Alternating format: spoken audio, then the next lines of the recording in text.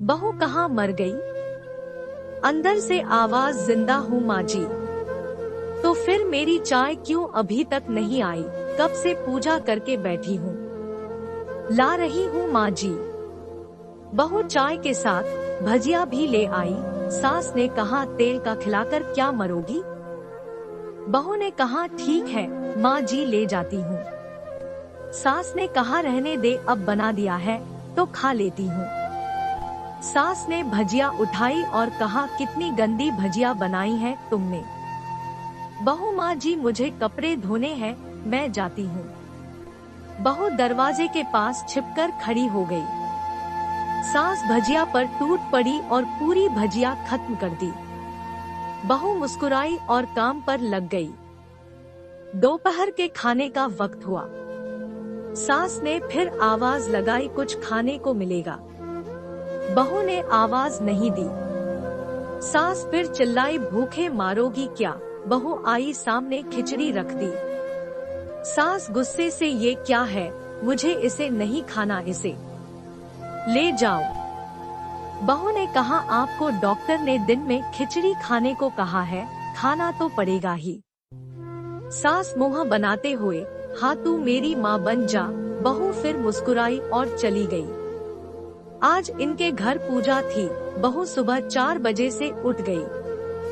पहले स्नान किया, फिर फूल लाई, माला बनाई, रसोई साफ की, पकवान और भोज बनाया।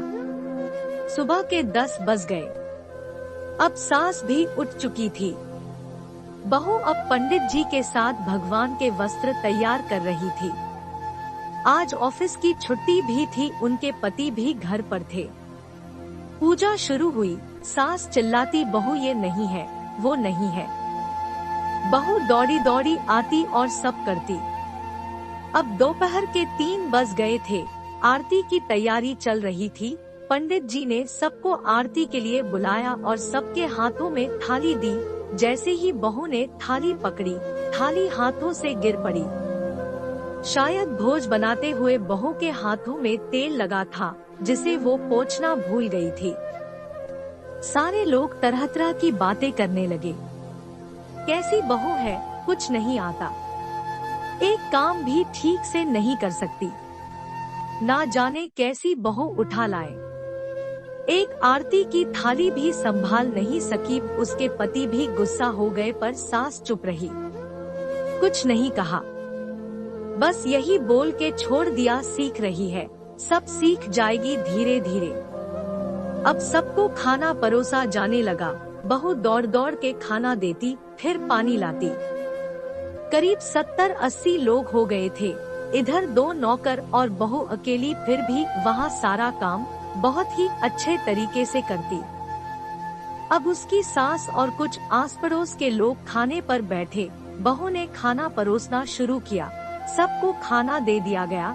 जैसे ही पहला निवाला सास ने खाया, तुमने नमक ठीक नहीं डाला क्या? एक काम ठीक से नहीं करती, पता नहीं मेरे बाद कैसे ये घर संभालेगी। आस पड़ोस वालों को तो जानते ही हो ना साहब, वो बस बहाना ढूंढते हैं नुक्स निकालने का। फिर वो सब शुरू हो गए, ऐसा खाना है, ऐसी बहू है, ये वो वगैरह वगैरह। दिन का खाना हो चुका था। अब बहू बर्तन साफ करने नौकरों के साथ लग गई। रात में जगराता का कार्यक्रम रखा गया था। बहू ने भी 1-2 गीत गाने के लिए स्टेज पर चढ़ी।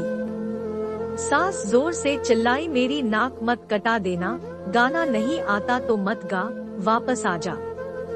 बहू मुस्कुराई और गाने लगी। सबने उसके गाने की तारीफ की, पर सास मुंह फुलाते हुए बोली, इससे अच्छा तो मैं गाती थी जवानी में, तुझे तो कुछ भी नहीं आता। बहू मुस्कुराई और चली गई। अब रात का खाना खिलाया जा रहा था। उसके पति के ऑफिस के दोस्त साइड में ही ड्रिंक करने लगे। उसका पति चिल्लाता, थोड़ा बर्फ लाओ, तो सास चिल्लाती, यहाँ दाल नहीं है। फिर चिल्लाता, कोल्ड ड्रिंक नहीं है, पापड़ ले आओ। इधर उधर आखिरी में उसके पति की शराब गिर पड़ी उसके एक दोस्त पर और बोलत टूट गई।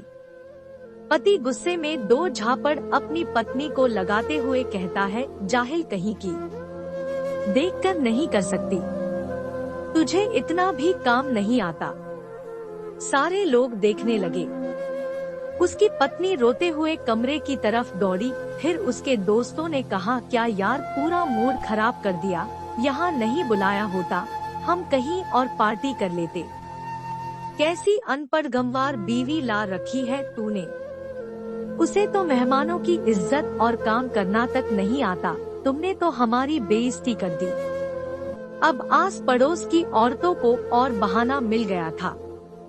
वो कहने लगी, देखो क्या कर दिया तुम्हारी बहू ने, कोई काम की नहीं है। मैं तो कहती हूँ अपने बेटे की दूसरी शादी करा दो, छुटकारा पाओ इस गंवार से। सास उठी और अपने बेटे के पास जाकर उसे थप्पड़ मारा और कहा, अरे नालायक, तुमने मेरी बहू को मारा, तेरी हिम्मत कैसे हुई, तेरी टांग तोड़ दूंगी। उसके बेटे के दोस्त कुछ कहने ही वाले थे कि उसकी माँ ने घूरते हुए कहा, चुप, बिल्कुल चुप, यहाँ दारू पीने आए हो, जबकि पता है आज पूजा है और तुम्हें पार्टी करनी है। कैसे संस्कार दिए हैं तुम्हारे माता पिता ने, और किसने मेरी बहू को जाहिल बोला, जरा इधर आओ, चप्पल से मारूंगी अगर मेरी बहू को किसी ने शब्द भी कहा तो। अरे पापी, तूने उस लड़की को बस इसलिए मारा कि तेरी शराब टूट गई। पापी, वो बच्ची सुबह 4 बजे से उठी है, घर का सारा काम कर रही है, ना सुबह से नाश्ता किया ना दिन का खाना खाया, फिर भी हंसते हुए सबकी बातें सुनते हुए, ताने सुनते हुए घर के काम में लगी रही। तेरे यार दोस्तों को वो अच्छी नहीं लगी, जूते से मारूंगी तेरे दोस्तों को जो कभी उन्होंने ऐसा कहा। उसके यार दोस्त चुपके से खिसक लिए। अब सास बहू के कमरे में गई और बहू का हाथ पकड़कर बाहर लाई।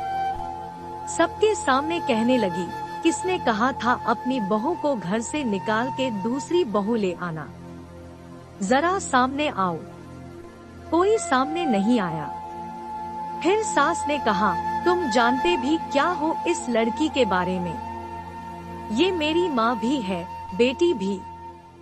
माँ इसलिए मुझे गलत काम करने पर डांटती है और बेटी इसलिए कभी कभी मेरी दिल की भावनाएं समझ जाती है। मेरी दिन रात सेवा करती है, मेरे 1000 ताने सुनती है पर एक शब्द भी गलत नहीं कहती, ना सामने ना पीठ पीछे। और तुम कहते हो दूसरी बहू ले आऊं। याद है ना छुटकी की दादी, अपनी बहू की करतूत। सास ने गुस्से से पड़ोस की महिला को कहा, अभी पिछले हफ्ते ही तुम्हें मियां बीवी भूखे छोड़ घूमने चले गए थे। मेरी इसी बहू ने 7 दिनों तक तुम्हारे घर पर खाना पानी, यहाँ तक कि तुम्हारे पैर दबाने जाती थी और तुम इसे जाहिल बोलती हो। जाहिल तो तुम सब हो जो कोयले और हीरे में फर्क नहीं जानते। अगर आइंदा मेरी बहू के बारे में किसी ने एक लफ्ज भी बोला तो मुझसे बुरा कोई नहीं होगा, क्योंकि ये मेरी बहू नहीं, मेरी बेटी है। बहू सिसकियां लेते हुए फिर कमरे में चली गई। सास ने एक प्लेट उठाई और भोजन परोसा। बहू के कमरे में खुद ले गई। सास को भोजन लाते देखा तो बहू ने कहा, अरे माँ जी आप क्या कर रही हो, मैं खुद ले लेती। सास ने प्यार से ताना मारते हुए कहा, डर मत, इसमें जहर नहीं है, मार नहीं डालूंगी तुझे। तुझे नई सास चाहिए होगी पर मुझे अभी भी तू ही मेरे घर की बहू चाहिए। बहू ने अपनी सास को रोते हुए गले से लगा लिया। सास भी रो दी पहली बार और कहा, चल खाना खा ले। फिर मजाक करते हुए कहा, फिर मेरे पैर दबाने चले आना और ये ख्याल मन में मत लाना कि सास पैर बोलती है, किसी दिन मैं इसका गला दबा दूंगी, क्योंकि कभी मैं भी यही सोचती थी। दोनों खूब हंसने लगती हैं। कुछ रिश्ते बहुत मीठे होते हैं, बस बातें कड़वी होती है। आज की स्टोरी आपको कैसी लगी है? अच्छी लगी है तो इस चैनल को सब्सक्राइब करके बेल आइकन को प्रेस करना ना भूलें।